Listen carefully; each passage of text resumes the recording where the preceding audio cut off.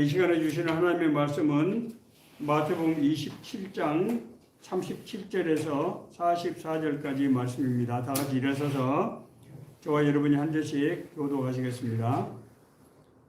그 머리 위에 이는 유대인의 왕 예수라 쓴 죄표를 붙였더라. 이때 예수와 함께 강도들이 십자가에 못 박히니 하나는 우편에 하나는 좌편에 있더라. 지나가는 자들은 자기 머리를 흔들며 예수를 모욕하여 이르되 성전을 헐고 사흘을 짓느니여 내가 만일 하나님의 아들이었든 자기를 구원하고 십자가에서 내려오라 하며 그와 같이 대제사장들도 서기관들과 장로들과 함께 회롱하여 이르되 그가 남을 구원하였을 때 자기는 구원할 수 없도다. 그가 이스라엘의 왕이로다. 지금 십자가에서 내려올지어다. 그리하면 우리가 믿겠노라. 그가 하나님을 신뢰하나니 하나님이 원하시면 이제 그를 구원하실지라. 그의 말이 나는 하나님의 아들이라 하였도다 하며 함께 십자가에 못 박힌 강도들도 이와 같이 욕하더라. 아멘.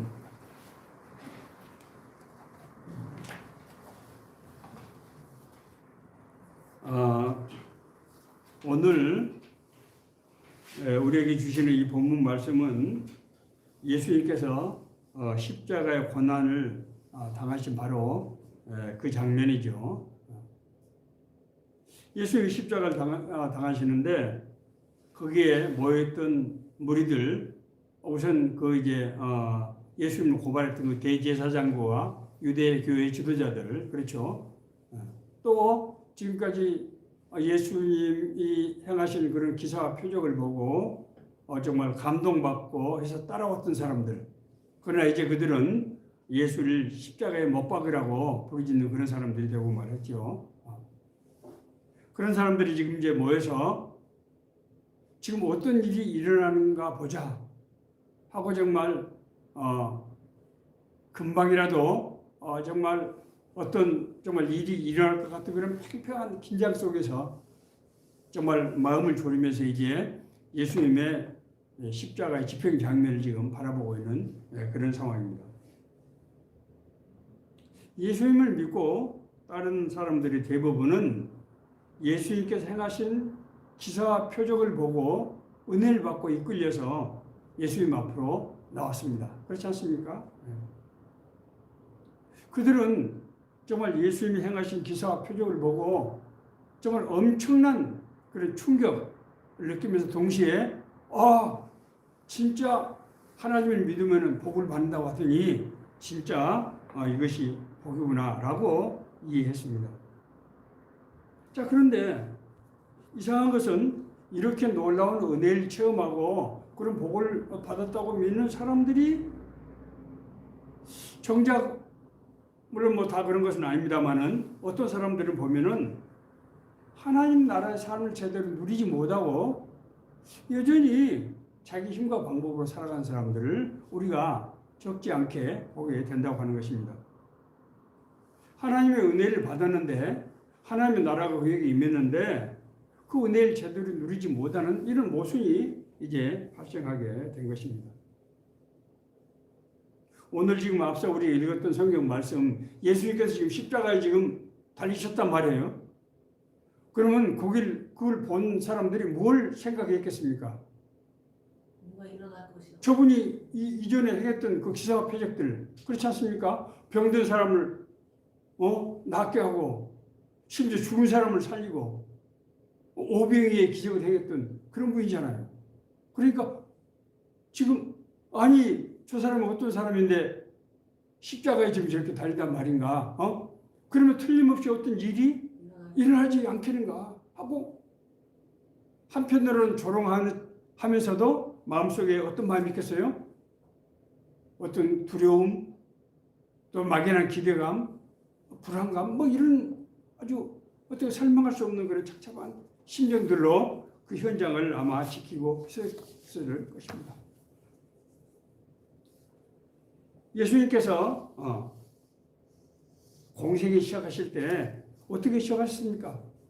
사람들에게 회개하라, 하나님 나라가 가까이 왔느니라 라고 그렇게 말씀을 선포하셨죠. 하나님의 나라가 가까이 왔다고 하는 것을 사람들이 이해할 수 있을까요?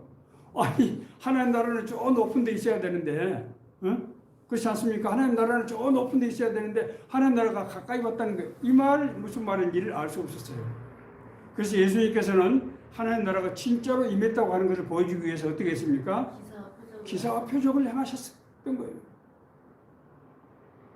걷지 못하는 사람이 벌떡 일어나서 걷게 되고, 중풍병자가 일어서게 되고, 눈을 보지 못한 사람이 눈을 뜨게 되고, 귀신이 쫓겨나고, 정말 죽은 사람이 살아나는 도저히 상상할 수 없는 일들이 일어났단 말이에요. 그래서 사람들은 진짜 하나님의 나라가 임했구나 하는 것을 느낄 수 있었어요.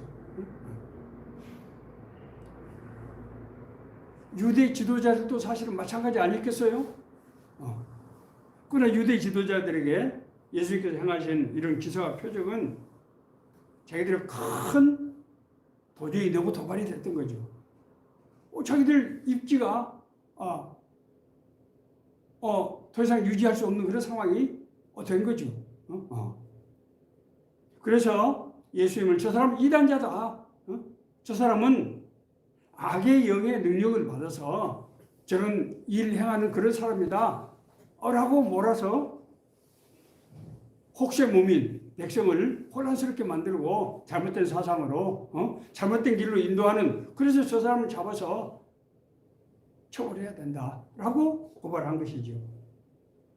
그래서 예수님은 이제 마침내 빌라도의 법정에서 서게 된 것입니다. 빌라도가 물었어요. 내가 유대 왕이냐? 너를 고발한 사람들은 네가 당신이 유대 왕이라고 했다고 하는데 유대 왕이 맞는 거냐?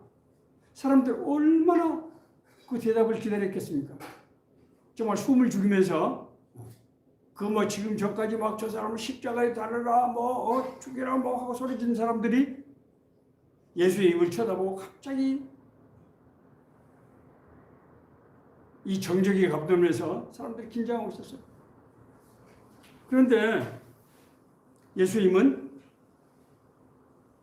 그래 내가 유대인의 왕이다 라고 말씀하시면서 그러나 내 나라는 세상에 속한 것이 아니다 라고 말씀하셨어요.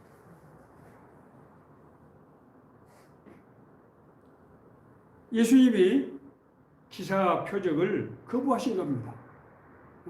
거부하신 거예요. 그래서 지금까지 예수님을 이단자로 몰고 또 예수를 십자가에 못 박히라고 그렇게 했던 조롱하던 그런 무리들이 당신은 성전을 헐고 사흘 만에 다시 지켰다고 하지 않았느냐? 당신이 만약 하나님의 아들이면은 거기서 내려와야 될 것 아니냐? 한번 내려와 봐라. 그러면 우리가 믿겠다. 이렇게 조롱하고 이제 그러나 그들의 마음속에 어떤 일이 일어날지 모르는 그 불안감, 그런 아주 정말 설명할 수 없는 그런 감정들이 아마 교차했을 것입니다. 그런데 사실은 유대 지도자들과 이 무리들만 그랬던 것도 아니에요. 사실 예수님의 제자들도 예수님께서 행하신 일이 무슨 의미가 있는지 무슨 일인지를 사실은 잘 알지 못하고 있었어요. 사실 예수님께서 십자가에 달리시기 직전까지도 자기 죽음을 예고를 했거든요. 내가 유대 지도자들에게 의해서 내가 고난을 받게 되고 그래서 사흘 만에 내가 다시 살아날 것이다 라고 말씀을 하셨음에도 불구하고 그 말씀의 의미를 제대로 알 수가 없었습니다. 그래서 예수님께서 십자가에 달리시기 며칠 전까지만 하더라도 이 사람들이 예루살렘 성에 예수님께서 입성하실 때 막 군중들이 환호하면서 호산나 호산나 주의 이름으로 오신 이 곧 이스라엘 왕이시여 라고 환호하는 것을 보고 고무돼서 그래? 예수님께서 나라의 지도자가 되시면 그러면은 나는 뭘 맡고 당신은 뭘 맡고 서로 자리 다툼을 했던 거예요. 기가 막힌 일이죠. 예수님의 십자가에 예수님이 지금까지 사역을 하실 때 기사와 표적을 통해서 하나님 나라가 이 땅에 임했다고 하는 것을 보여주셨는데 이 정말 중요한 십자가상에서 예수님께서 행하신 표적이 뭐냐 하는 거예요. 예수님께서 내 나라는 이 세상에 속한 것이 아니다. 만약 내 나라가 이 세상에 속했다고 하면은 내가 왜 이렇게 붙들려서 십자가에 달리겠느냐? 내 군사들이 저 무리들을 쳐서 멸하지 않았겠느냐? 그렇게 말씀하셨습니다. 그러나 예수님께서는 자신이 예고한 대로 그 자리에서 기사와 표적을 행하지 않으신 것입니다. 마태복음 16장 21절 이때로부터 예수 그리스도께서 자기가 예루살렘에 올라가 장로들과 대제사장들과 서기관들에게 많은 고난을 받고 죽임을 당하고 제3일에 살아나 할 것을 제자들에게 비로소 나타내시니 여러 차례 한두 번 말씀하시는 게 아니에요. 심지어 자기가 왜 십자가에 달려야 하는지를 마지막 최후의 만찬 때 그리고 전날 아닙니까? 전날에 설명을 하시는 거예요. 그게 마태복음 26장 26에서 28절에 있는 말씀이 나타났어요. 그들이 먹을 때 예수께서 떡을 가지사 축복하시고 떼어 제자들에게 주시며 이르시되 받아서 먹으라 이것은 내 몸이라 하시고 또 잔을 가지사 감사 기도를 하시고 그들에게 주시며 이르시되 너희가 다 이것을 마시라 이것은 죄 사함을 얻게 하려고 많은 사람을 위하여 흘리는 바 나의 피 곧 언약의 피니라. 많은 사람의 죄를 용서하기 위해서 내가 대신 피를 흘리는 그런 일을 하게 될 것이다 라고 말씀하셨던 거예요. 우리 생각해 봅시다. 인간이 출생할 때부터 죄에 더 씌워진 그 원죄를 용서받고 우리가 하나님의 자녀로 회복되는 이것보다도 더 큰 기사와 표적이 있겠습니까? 그런데 사실은 사람들은 이것은 기사와 표적으로 인정을 하지 않은 거죠. 왜 그렇습니까? 눈에 보이는 게 아닙니다. 네. 예수님께서 말씀하신 죽으심으로써 죄 가운데 있는 모든 사람을 구한다고 하신 이 말씀은 우선 너무나 이상한 말이어서 도대체 이 말이 지금 무슨 말인지 이해할 수가 없었어요. 아니 인간은 타고날 때부터 죄로 태어나는데 예수님께서 대신 죽으시면은 우리의 죄가 다 없어져서 하나님의 자녀로 회복된다? 이게 뭐 개과천선한다는 얘기인지 하는 것을 도저히 이해할 수 없는. 두 번째는 유대 율법에 그런 것이 기록이 되어 있기 때문에 그런 내용이 있다고 하는 것은 알지만은 이것이 너무나 엄청난 일이었기 때문에 아무도 그런 기적이 실제로 일어날 것이라고 하는 것을 믿을 수가 없었다는 것이죠. 다시 말씀드리면은 예수님께서 지금까지 보여주셨던 기사와 표적은 지금 예수님께서 십자가에 달려서 행하실 이 일과 같은 것이 아니라는 거죠. 그렇지 않습니까? 예수님께서 이 무리들이 받았던 그 기사와 표적은 그 무리들이 느꼈던 그 은혜가 아니라는 거예요. 그게 다른 어떤 메시지를 갖고 있다고 하는 것입니다. 우리가 그래서 예수님의 십자가에 받으신 그 기사와 표적과 예수님께서 사역 도중에 행하셨던 기사와 표적이 어떤 관계에 있는가를 우리가 잘 봐야 된다고 하는 것입니다. 예수께서 행하신 기사와 표적은 하나님 나라의 권능이 있죠. 그렇지 않습니까? 예수님께서 행하신 병자를 고치고 귀신을 쫓아내고 죽은 사람을 살리는 것은 사람의 힘으로 할 수 없는 일, 이 세상에서 일어날 수 있는 일이 아닌 거죠. 그럼 뭡니까? 하나님의 나라이죠. 하나님의 나라가 지금 임한 거죠. 예수님께서 회개하라. 하나님의 나라가 가까이 왔느니라고 말씀하시고 그 일을 행하셨는데 그것은 뭐예요? 하나님의 나라가 이 땅에 임한다고 하는 것을 보여주는 거죠. 예수께서 행하신 기사와 표적은 그래서 여기서 우리가 우리가 분석적으로 볼 때 두 가지 이제 요소를 가지고 있는 것을 알 수 있습니다. 첫째는 뭐예요? 하나님 나라의 권능이라는 거예요. 하나님 나라의 권능. 이것이 하나님 나라 권능이라는 것을 아무도 부인할 사람이 없어요. 왜? 사람은 그렇게 할 수 없으니까. 자, 두 번째로 뭡니까? 그러나 그 기사 표적으로 병을 낫고, 저도 병을 낫고, 여러분도 은혜를 받고, 다 그렇게 했지 않습니까? 사람의 문제를 해결해주는 수단인 것도 사실이에요. 그렇지 않습니까?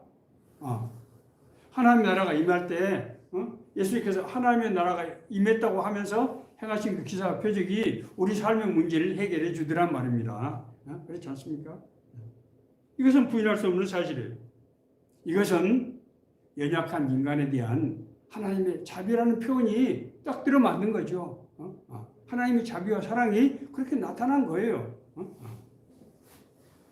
그렇기 때문에 이제 하나님의 나라의 역사와 인간에 대한 자비라고 하는 두 가지 성격을 이 기사와 표적은 가지고 있는데, 문제는 이것을 어떻게 받아들이냐에 따라서 그 사람이 삶이 달라지더라는 거예요. 그 사람의 운명이 달라지더라는 거예요. 이것을 성경은 세 가지 유형의 사람으로 제시하고 있어요. 우리에게 말씀하고 있어요. 기사와 표적을 받은 사람들이 그걸 어떻게 생각하고 이해를 했느냐, 어떻게 받아들이냐에 따라서 운명이 달라지는데 세 가지 유형이 있더라는 거예요. 성경에 세 가지가 나와 있어요. 자, 첫째 뭡니까? 기사와 표적을 이 땅에 임한 하나님 나라라고 진짜로 믿고, 이것은 하나님께서 나를 초청한 것이다. 미리 아시고 우리를 부르시고 우리를 불렀다는 거예요. 우리를 의롭다 하시고 우리를 영화롭게 하셨느니라. 그렇지 않습니까? 이 구원의 지금 과정 아닙니까? 이 땅에 일어난 하나님의 기사와 표적을 보고 하나님의 은혜가 나에게 임했구나, 하나님께서 나를 부르시는구나 라고 믿고 한 사람이 있다는 거예요. 대표적인 사도행전에 이제 보면은 첫 번째 은혜 받은 사람이 누굽니까? 나면서부터 걷지 못하던 성전 미문에 앉아있던 거린이잖아요. 베드로와 요한이 제9시에 성전에 기도하러 가는데 이 사람이 베드로와 요한을 쳐다봤어요. 왜 쳐다봅니까? 그래, 이 사람은 남의 도움에 의지해서 살아가는 사람이 있잖아요. 불쌍한 사람, 죄 가운데 있는 무능한 인간을 상징하는 거죠. 그렇지 않습니까? 우리가 인간이 자기 능력과 방법으로 무슨 엄청난 일을 하는 것 같이 보이지만은 사실은 뭐예요? 하나님께서 다 만들어 놓은 거예요. 그 안에 우리가 이제 편성하는 거죠. 그래서 그렇게 사는 거죠. 그때 이제 베드로가 이 거린에게 그렇게 말했지 않습니까? 은과 금은 내게 없거니와 내게 있는 것을 이것을 너에게 주노니 나사렛 예수 이름으로 일어나 걸으라. 그리고 그 사람을 오른손 잡아서 일으켰던 이 사람이 벌떡 일어났단 말이에요. 자, 벌떡 일어났어요. 이 사람이 발목에 힘을 얻고 막 그 자리에서 펄펄 뛰면서 막 하나님을 찾아가면서 막 성전 안으로 막 달려 들어갔어요. 자, 여러분 이것이 뭘 상징하는 겁니까? 이 장애인은 지금까지 성전에 들어갔습니까? 못 들어갔습니까? 못 들어갔어요. 왜 못 들어가죠? 나면서부터 그런 흠 있는 사람, 그런 사람들은 죄인이라고 인식이 됐기 때문에 죄인은 하나님의 성전에 들어갈 수 없는 거예요. 하나님 자녀 안에 들어갈 수 없는 거죠. 이 사람이 이제 펄펄 뛰면서 나는 이제 온전하게 됐다. 나는 치유가 됐다. 회복이 됐다. 그래서 성전에 막 들어간 거예요. 회복이 된 것을 의미하는 거죠. 이 사람이 구원 받았습니까? 못 받았습니까? 구원 받은 거죠. 구원의 은혜가 이 사람에게 임한 거예요. 자, 두 번째 유형은 기사와 표적을 자기 육신의 문제를 해결하는 수단으로 인식했던 그런 사람이에요. 대표적인 예가 뭡니까? 오병이어의 기적을 체험한 무리에 들었어요. 예수님께서 마지막 유월절 때 이제 예루살렘에 가시는데 많은 사람들이 갈릴리 지역에서 예수를 따라왔단 말이에요. 왜 그랬을까요? 예수님이 갈릴리 그 지역에서 기사와 표적을 너무 많이 했기 때문에 예수님만 만나면 삶의 문제 해결된다. 병 고치고 귀신 쫓아내고. 그래서 사람들이 예수님을 따라온 거죠. 예수님께서 그 사람들을 어떻게 했습니까? 사흘길이나 지금 저 사람들이 날 따라오는데 뭘 좀 먹여야 되지 않느냐. 그래서 빌립에게 저 사람들에게 빵을 나눠주라고 그러지 않습니까? 그때 빌립이 뭐라고 그럽니까? 선생님, 여기는 빈 들판이고 저 사람이 한 5천 명이 지금 남자만 해서 되는데 성인만 해서 되는데 저 사람들 먹이려고 그러면 한 2천만 원 정도의 돈이 있어야 되는데 우리가 그런 돈도 없거니와 돈이 있다 손치더라도 이 광야에서 이걸 어떻게 한단 말입니까?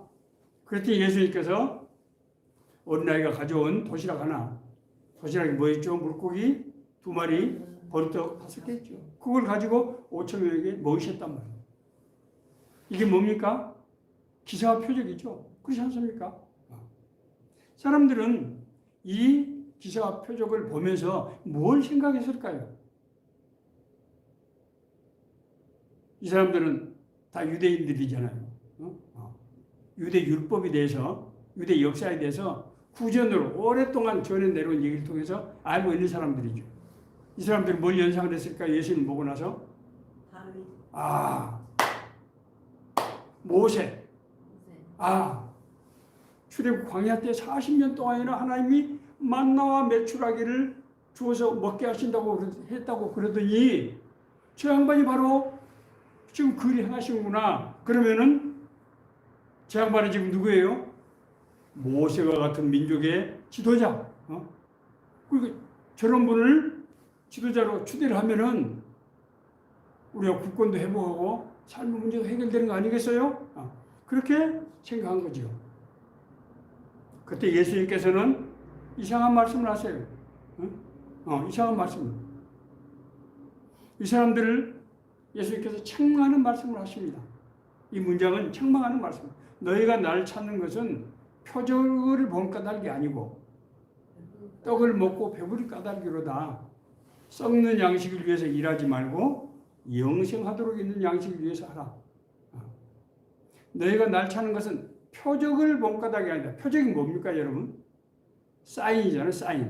사인은 그 자체가 목적이 아니고 그걸 통해서 뭔가를 지금 나타내려고 하는 거죠. 너희들이 내가 행한 그 기적, 그 기적을 통해서 지금 이것이 뭘 의미하는 건지 어떤 일이 일어나고 있는지를 깨달은 것이 아니고 너희들이 지금 밥을 제대로 먹지 못해서 배가 고픈데 내가 그 준 물고기와 떡을 먹었기 때문에 날 따라온 것 아니냐. 이건 좋은 거예요, 나쁜 거예요? 나쁜 거죠. 좋은 거죠. 먹어서 우리 삶의 문제를 해결해 줬잖아요. 그러나 거기에 매있고 이것이 뭘 의미하는지를 모르면은 한 번의 기적에 그친다는 거죠. 썩는 양식. 썩는 양식을 위해서 하지 말고 영생하도록 있는 양식. 이 예수님께서 행하신 오병이의 기적은 영생하도록 있는 양식의 하나의 사인이라는 거죠. 그렇지 않습니까? 예수님의 행하신 기사와 표적을 삶의 문제 해결로 수단으로 보는 것을 우리가 기복신앙이라고 하는 거죠. 그렇지 않습니까? 예수님께서 행하신 그 기사와 표적을 내 삶의 문제를 내 문제를 해결해 주기 위한 그런 수단으로 보는 것이 기복신앙이에요. 이 사람들은 계속해서 뭘 추구하는 거예요? 삶의 문제를 예수를 믿으면은 교회 가면은 우리가 큰 어려움이 없이 살게 되고 세상에서 부끄럼 당하지 않고 그렇게 똑똑당당하게 살게 된다. 그렇게 믿는 거죠. 마태복음 22장에 보면은 혼인잔치 비유가 나옵니다. 혼인잔치 비유. 천국은 마치 자기 아들을 위하여 혼인잔치를 베푸는 어떤 임금과 같으니 라고 시작하고 있어요. 이게 지금 뭡니까? 어떤 사람이 지금 천국에 합당한 사람이야를 지금 말씀하시는 거잖아요. 지금 이게. 임금은 혼인잔치를 준비하고 사람들을 보내서 대상자들, 그 대상자들, 그 사람들을 원래 오기로 약속했던 사람들을 그 초청장을 먼저 보냈을 거 아닙니까? 혼인잔치니까. 네. 그 초청장을 받은 사람들에게 가서 이제 오늘 잔치날이니까 어서 오십시오. 우리 준비 다 됐습니다 하고 사람들 하인들을 보냈어요. 그런데 이 초청장을 받은 사람들은 어떤 태도를 보였습니까? 많았어요. 한 사람은 자기 밭에 일하러 가고 내가 밭에 일해야 되는데 오늘은 바빠서 못 가겠는데요. 한 사람은 내가 지금 사업을 벌려놔서 내가 지금 자리를 비울 수 없어요. 라고 가지 않았어요. 응하지 않았어요. 자, 이 사람들은 지금 자기 밭 깔고 자기 사업하는 것과 뭘 바꾼 겁니까? 하나님 나라를 바꾼 거죠. 제가 젊은 시절 전도 활동을 왕성하게 할 때 직장에서도 전도하고 만나는 사람도 전도하고 만나는 사람마다 이렇게 복음을 전했는데 대부분 사람들이 선생님 얘기를 들어보니까 참 좋은 얘기 같은데 지금 제가 너무 바빠서 어려우니까 나중에 시간이 나면은 제가 교회 꼭 나가겠습니다. 아주 정중한 사람들은 그렇게 얘기를 해요. 어떻게 얘기를 하는 거예요? 또 어떤 사람들은 주일날 사람들이 다 쉬잖아요. 그러니까 그때 일을 벌리는 그런 기회를 통해서 무슨 모임을 한다든지 무슨 회집을 한다든지 행사를 한다든지 되게 이런 것들 많이 해요. 그러니까 주중에는 직장 일 때문에 신앙생활을 하기 어렵고 주말에는 여러 가지 그런 행사 때문에 교회 나올 수가 없게 되는 거예요. 그러니까 어떻게 합니까? 나중에 내가 나이가 들어서 이런 모든 일로부터 자유롭게 되면은 그때 교회에 나가겠습니다. 그렇게 한 사람이 교회에 나올까요? 자기 삶의 문제와 하나님의 나라의 구원의 역사를 지금 맞바꾸는 것이죠. 자, 세 번째 유형은 이런 기사와 표적을 자기 능력을 과시하는 그런 수단으로 이용하는 사람들도 있어요. 그게 바로 사도행전 제8장에 나오는 마술사 시몬의 얘기입니다. 마술사 시몬은 아마 이 사람도 상당히 영적인 능력이 있었던 사람 같아요. 어떤 영적인 능력이에요? 악의 영에 인도받는 사람이죠. 악의 영에 인도받는 사람들은 과거 지나간 일을 얘기할 수 있어요. 왜냐하면 이 사람 삶을 꿰뚫어 보니까. 그러나 앞의 일은 볼 수 없습니다. 이스라엘에 살던 이 시몬은 베드로 사도가 이제 성도들에게 신자들에게 안수를 할 때 성령이 임하신 것을 봤단 말이에요. 너무 부러운 거예요. 자기가 그래서 자기가 지금 이런 업을 하는데 저런 능력을 자기가 갖게 되면은 자기가 크게 이제 정말 능력을 발휘하고 정말 유명한 사람이 될 수 있겠다. 그래서 이제 베드로에게 청탁을 넣습니다. 나도 어떻게 해? 선생님처럼 그런 능력을 좀 받을 수 있도록 나에게도 좀 그렇게 해 주십시오. 제가 아는 어떤 분은 젊은 시절에 하나님께서 아주 각종 여러 가지 은혜를 신비한 은사를 아주 많이 주셨어요. 그분은 한번 입을 열기 시작하면 자기가 옛날에 봤던 그 은혜 그 간증하는데 끝이 없어요. 그런데 자신이 받은 은사는 늘 그렇게 말씀하시면서 정작 그럼 내가 무엇을 어떻게 할 것인가 하는 그대로 삶을 잘 살지 못하시는 것 같아요. 그래서 그분에게 제가 한 가지 이제 일을 권면했고 그분이 다행히 이제 그런 일을 하시면서 굉장히 만족해하는 것을 보게 되었습니다. 기사와 표적은 우리 육신의 문제를 해결해 주시는 하나님의 자비에 틀림없어요. 그건 뭐 부인할 수 없는 사실 분명한 거예요. 진짜 하나님의 자비와 긍휼실로 우리에게 그런 은혜를 주신 거예요. 그러나 그것을 육신에 대한 축복이라고만 생각하고 그걸 축복할 때 하나님의 나라, 정작 사인, 예수께서 너희가 나를 본 것은 따르는 것은 표적을 본 까닭이 아니에요. 그 표적을 보지 못할 때 우리는 하나님 나라 은혜를 받지 못하는 그런 안타까운 일이 일어날 수 있게 된다고 하는 것입니다. 여기서 볼 때 우리가 예수께서 행하신 기사와 표적이 하나님의 부르심이라고 하는 것을 우리가 알 수 있습니다. 예수님께서 행하신 기사와 표적은 성령의 능력이며 이것은 하나님의 나라로 우리를 초청하시는 초대장인 것입니다. 오직 성령이 너에게 임하시면 너희가 권능을 받고 예루살렘과 온 유대와 사마리아 땅까지 이르러 내 증인이 될 것이다. 뭐예요? 성령의 능력이 예수님의 하나님 나라에 증인을 나타내는 그런 도구라고 하는 거예요. 수가성의 여인, 사마리아 수가성의 여인은 어떤 사람이었습니까? 이 사람은 아마 상당한 아주 미인이었을 거예요. 똑똑하고 능력 있는 그런 사람이었을 겁니다. 유대 사회에서 5번씩이나 혼인을 하고 6번째는 도저히 안 돼서 이제 남성과 동거하는 그런 사람이었어요. 나이가 들고 돈도 다 이제 허비하고 아마 인생에 참으로 정말 과거를 돌이키면서 회한의 삶을 살고 있는 그런 사람이었을 거예요.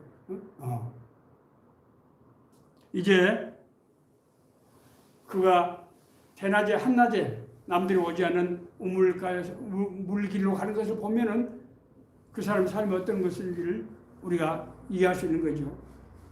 그때 예수님께서 그 여인에게 그 말씀하셨어요. 내가 너에게 주는 물은 영원히 목마르지 않는 생명의 물이 된다. 그 말을 했을 때 이 여인은 마음이 열려서 이분이 메시아구나. 성경에 예언된 그 메시아구나. 그래서 이 여인은 물동이를 버려두고 마을로 뛰쳐 들어가서 사람들에게 보시오, 내가 메시아를 만났어 하고 그 사람들을 예수님 앞으로 불렀던 거예요. 예수님께서 행하신 기사와 표적이 뭐라고요? 우리를 하나님 나라로 부르시는 초청장이라는. 또 삭개오는 어떻습니까? 삭개오는 당시에 유대 나라가 로마의 지배를 지금 받고 있던 시절 아닙니까? 그런데 세무 공무원이었단 말이에요. 그러면 돈을 걷어가지고 누구에게 주는 거예요? 로마 정권에 주는 거지요. 그러니까 그 국민들로, 백성들로부터 어떤 취급을 받았겠어요? 죄인, 매국노. 그래서 사람, 자기는 그 일, 직업으로서 맡은 사람이니까 그 일을 해야 되는데 사람 취급을 받지 못하고 자기 이스라엘 백성으로 인정을 해주지 않은 그런 비참한 삶을 살았던 거예요. 그 예수님께서 오신다는 소리를 들었단 말이에요. 삭개오는 키가 작으니까 예수님을 볼 수가 없었어요. 그래서 뽕나무 위로 올라갔어요. 그 사람이 세무서장이에요. 오늘날 말하면 세무서장이라고 해요. 그 사람이 염치체면 불구하고 뽕나무로 올라가서 예수님을 봤단 말이에요.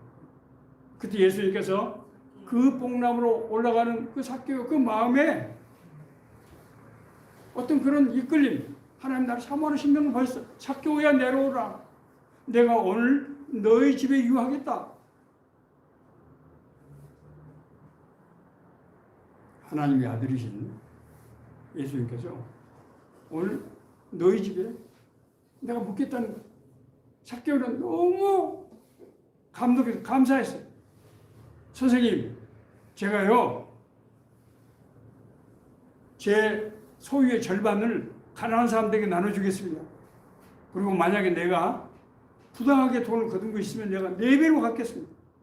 이게 지금 뭘 상징하는 겁니까? 하나님 자녀로 회복된 거예요. 자기가 지금까지 살아왔던 세상의 부끄러움 이런 것도 완전히 자유롭게 된 거예요. 사도행전에서 기사와 표적을 체험한 신자들, 그런 무리들이 복음의 핍박을 피해서 이제 소아시아와 지중해 지역으로 흩어지면서 한 곳마다 복음을 전했어요. 왜 그랬습니까? 자기들이 받은 자기들이 체험한 그 은혜가 너무 컸기 때문에. 자기들이 오직 성령이 너에게 있으면 너희가 권능을 받게 되고 그 권능이 자기들 안에서 일어나서 복음을 전하지 않고는 견딜 수 없는 그런 강한 아주 충동 이끌림을 받게 된 것이고 자기들이 전했을 때 진짜 그 사람들이 그 말을 믿고 하나님 앞으로 예수님 앞으로 나오는 것을 이것을 체험하게 됐단 말이에요. 기사의 표적은 뭐라고요? 우리를 하나님 앞으로 인도하시는 성령의 능력이라는 거예요. 뿐만이 아닙니다. 그러나 이런 기사와 표적은 우리 일생 내내 모든 삶의 문제를 해결해 주는 것은 아니죠. 그렇지 않습니까? 많은 사람들이 여기서 이제 쓴뿌리에 걸리는 거예요. 처음에는 그런 은혜를 체험하고 나서 뭐 내가 예수님을 만났다, 하나님 은혜를 받았다, 펄펄 뛰고 뭐 가서 복음 전하고 이러던 사람들이 살아가면서 파도처럼 밀려오는 고난 앞에서 그 기사와 표적을 그리워하고 산기도도 하고 가서 소나무 뿌리도 잡고 뽑고 그렇게 했는데 그런 것이 안 나타나는 그런 은혜가 다시 안 오는 거예요. 그럴 때 신앙에 혼란을 일으키고 이제 실종한 사람들도 없지 않은 그런 현상들이 나타나는 거죠. 자, 그런데 복음 안에서 신자들에게 있어서 하나님의 자녀들에게 있어서 고난은 위장된 기사와 표적이라는 거예요. 다시 한번 말씀드립니다. 이건 굉장히 중요한 부분이기 때문에 우리 하나님의 자녀들, 우리 성도들이 받는 고난과 하는 것은 위장된 기사와 표적이라는 거예요. 다른 형태의 기사와 표적이라는 것입니다. 신자들이 받는 고난은 대체로 두 가지 경우를 볼 수가 있습니다. 첫째는 자신의 허물로 인한 고난이에요. 우리 성도들도 마찬가지예요. 우리 육신에 약함이 있지 않습니까? 하나님께서는 그런 고난을 그냥 미리 없애주시기보다는 우리가 고난을 통해서 하나님 은혜를 깨닫게 하시고 그래서 사실은 고난으로부터 우리가 자유롭게 하시는 하나님은 그런 은혜로 하시는 거죠.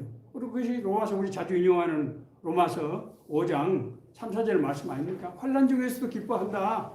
왜냐하면 환난의 인내는 연단을 통해서 우리가 성령의 소망을 품을 수 있게 하기 때문이다. 이렇게 고백하는 거 아닙니까? 둘째는 영적인 문제입니다. 영적인 문제. 육신의 능력을 의존할 때 세상적인 삶의 방식에 의존할 때 하나님의 은혜를 누리지 못하게 된다. 하나님께서 우리에게 주시는 능력은 언제 나타나느냐? 우리가 잘 나가고 우리가 능력이 있을 때가 아니고 우리가 약할 때 하나님의 능력이 나타나더라는 거예요. 이 비밀을 우리가 이해를 해야 돼요. 바울 사도는 얼마나 많은 기사와 표적을 자기가 행한 사람입니까? 바울 사도가 심지어 사도들이 이 입는 옷자락만 만져도 병을 낫는다는 소문이 있어가지고 그 사도들 막 손수건을 막 서로 옷 차지하려고 하고 그랬던 거 성경에 지금 기록이 되지 않습니까? 정말 많은 사람들이 바울 사도를 통해서 고침을 받고 하나님 앞으로 돌아오게 됐죠. 그런데 정작 자기 자신의 질병은 해결이 안 되는 거예요. 바울의 질병은 간단한 질병이 아니었어요. 많은 학자들은 간질병이었을 것이다 이렇게 추정하고 있습니다. 바울이 3번 기도했다고 성경에 기록되어 있는데 3번 기도했다고 하는 것은 그냥 3번 했던 것이 아니고 한 번 작정하고 하나님께 계속 기도를 했고 너무 힘들어서 그 응답이 없었어요. 몇 년 세월이 지나서 또 하나님께 또 하나님 정말 제가 더 이상 힘들어서 안 되겠습니다. 근데 하나님 나라 일을 해야 돼 살려주세요. 2번 기도, 3번 기도했어요. 그러다가 바울 사도는 어느 날 깨닫게 되었습니다. 고린도후서 12장 7절에서 10절에 있는 말씀. 제가 늘 마음에 두는 말씀입니다.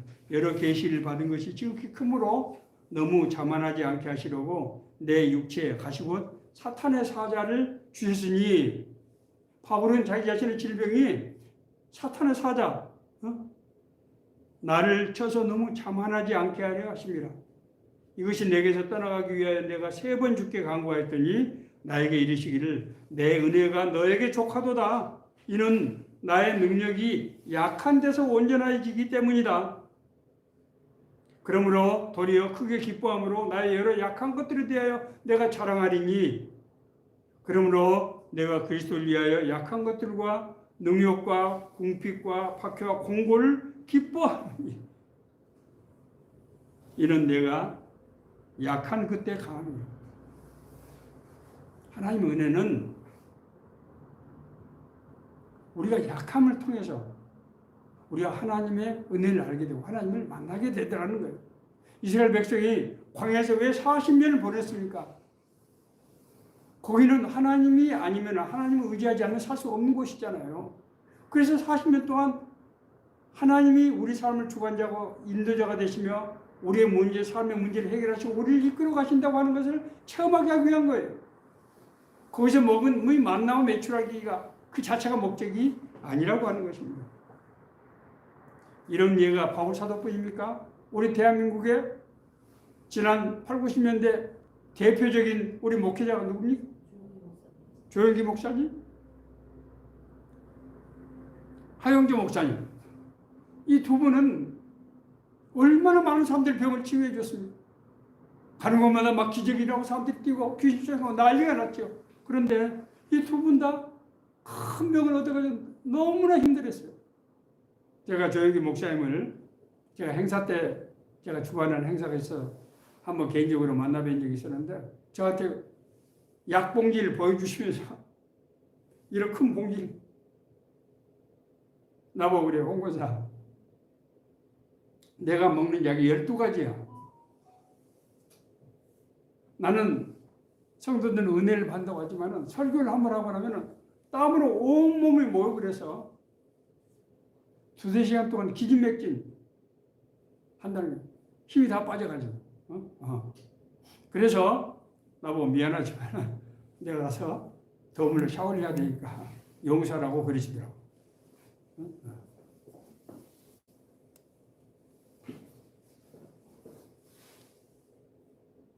그 하영조 목사님하고 조영기 목사님이 두 분이 만나셔서 그런 얘기를 했다는 거 아닙니까? 하나님은 왜 우리를 통해서 그렇게 신의 은사를 주시면서 왜 우리 병을 안 고쳐주시는 거? 바울 사도가 그러셨다고 하더니 우리에게도 하나님이 그런 은혜를 주시는 모양이네. 두 분이 그러셨다는 거 아닙니까? 육신을 가진 인간에게 하나님의 권능이 임할 때 교만의 시험을 피할 수가 없어요. 교만의 시험을 피할 수가 없어요. 그래서 하나님께서 우리 약함을 못 본 채 하시고 그 약함을 통해서 하나님의 능력이 드러나도록 그렇게 하신다는 거예요. 위장된 기사와 표적이라고 제가 표현한 것이 바로 이것 때문에. 말씀을 마치겠습니다. 예수님께서 행하셨던 기사와 표적, 그리고 성령을 통해서 우리가 은혜 받고 구원받았던 바로 그 기사와 표적은 인간에게 베푸시는 하나님의 은혜임이 확실합니다. 재현의 여지가 없어요. 그러나 그 육신의 축복에만 머물 경우에 진짜 하나님께서 우리에게 주시고자 하는 그 축복, 그건 하나님의 자녀가 되고 하나님 나라의 일꾼이 돼서 우리를 통해서 하나님 나라가 전파되고 하나님 나라가 이루어지고 그걸 통해서 하나님과 동행하는 더불어 누리는 이 놀라운 상상도 할 수 없는 은혜. 우리가 비록 육신으로 이 땅에 살지만은 하나님의 나라의 삶을 누리는 그 은혜를 받을 수가 없게 될 수도 있다는 거예요. 이걸 우리 조심해야 된다는 겁니다. 그래서 하나님께서 우리에게 주신, 과거에 주신 병을 고쳐주시고 우리 삶을 주관하시고 인도하시고 여러 가지 기획들을 행하셨던 것을 하나님 나라에 대한 초청으로 우리가 이해하고 하나님께 나에게 은혜 베푸셨다는 것을 이해하고 믿음으로 나갈 때 정말로 우리가 받았던 그런 기사와 표적이 우리를 하나님 나라로 인도하는 초청장이고 그래서 우리가 하나님과 동행하는 그런 놀라운 은혜를 입게 된다고 하는 것입니다. 이 말씀이 혹시나 하나님의 은혜를 받았지만은 고난 가운데서 힘든 가운데 있는 분들에게 하나님께서 주시는 은혜의 말씀이 되기를 간절히 바랍니다.